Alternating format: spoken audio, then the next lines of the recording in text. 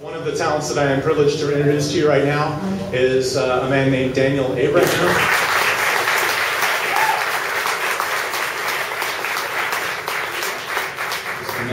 So my name's Daniel, and most of the time, professionally, what I do is write genre fiction under a variety of names.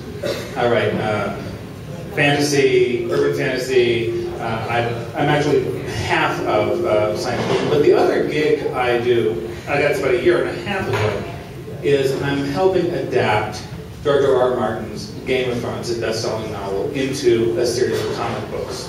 And that's what I'm here to talk to you about tonight. It's a big book.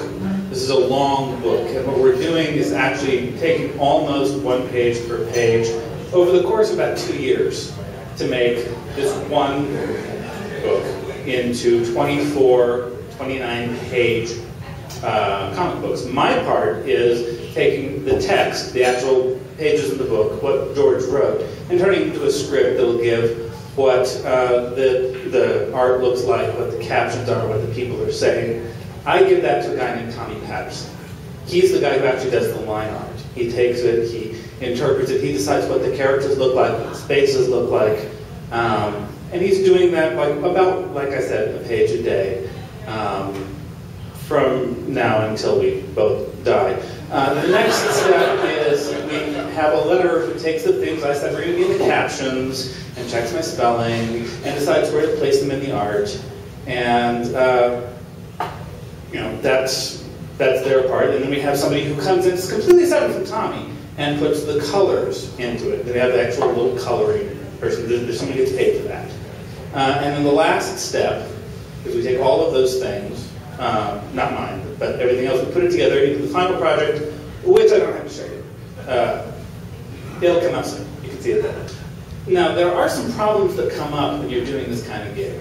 And that's what I'm going to kind of run over for you for the rest of my time. The first problem is dialogue. In movies or in books, dialogue is action. It's fun. It's nifty. In comic books, it's boring. It's page after page of one head and another head and then one head and another head. And there's a couple of things you can do to kind of narrow that down. One thing is you can condense it and summarize it. You can cut out as much of the dialogue in there as you can. The other thing you can do is actually cut away. So in this, you see we have two heads talking, and then there's a shot of something else that's more interesting. The other problem is exposition. George has a lot of places in his book where it goes on for a great long time about the history of the world. We don't have time to do that. This is a visual medium. So with that, we try to cut everything out that we can. If it's not a piece of history you have to have, we don't include it. And we don't expect both versions to be the same. This is an adaptation, and what we're doing is going to wind up looking good. Then there's Daenerys. Now, Daenerys is one of the most important characters in this, and a lot of the plot has to do with her sexuality and her growth. The problem is she's 13. That's actually a legal issue, and we spent a lot of time talking about this. We could have gone with the Kirk's boots theory, where we just cut away every time we came to her scenes. We could have said, oh, but it's important, so we're going to do it. Or we can say, well, let's age her up. She looks 18. Sure.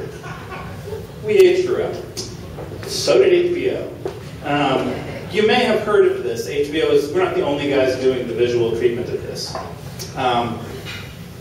There's a little trouble with that, in that we don't actually have the license to do HBO's show. We're doing it from the book. So fortunately, we got to start first. So our characters look different from theirs. Our decisions are different from theirs.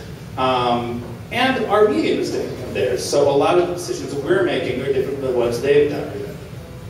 The last problem is that I'm doing an adaptation of something that's 7 books long, 5 of which are written. And I don't know what's the important detail in book 1. And there's only one solve for that. I go talk to George. As a result, I know a bunch about what happens in books 6 and 7 that I would be shot if I told. But that's necessary. That's what we have to do this. So, the process is taking the book to the script, the line art, the lettering to the coloring, dialogue, exposition, age appropriateness, legally. My name's Daniel. You can follow me here.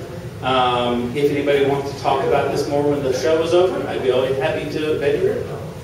Thank you very much.